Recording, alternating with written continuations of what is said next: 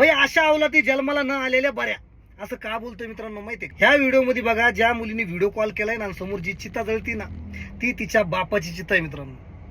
74 वर्षाचे वडील, एक मुंबईचे व्यापारी, 80 करोडचे मालक, जेव्हा त्यांना कुठला तरी आजार होतो, त्यांना एका आश्रममध्ये टाकलं जातं आणि तिथं त्यांचा मृत्यू होतो. मृत्यू झाल्याच्या नंतर एक सुद्धा मुलगी तिथं जात नाही अंतिम संस्काराला. 3 मुली असून ज्या मुलींना लहानचं मोठं केलं, त्यांचं शिक्षण केले, 2 त्याच्यातल्या टीचर बनवल्या, सगळ्यांचं सेटल करून दिलं, आणि ज्यावेळेस बापाचा मृत्यू झाला, बापाचा मृत्यू झाल्याच्या नंतर त्यांच्या अंतिम संस्काराला जायला वेळ नाही मुलींना.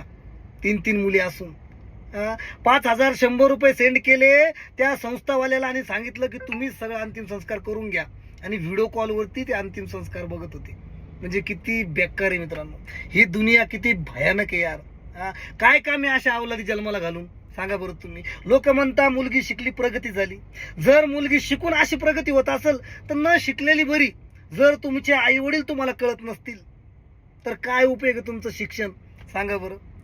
आणि 80 करोडचा तो मालक होता, बरोबर. आता 80 करोड रुपयामधले खरंच ह्या 3 मुलींनी 1 रुपया पण सोडला असेल का बरं? 1 रुपया वाटून घेतला असेल मित्रांनो.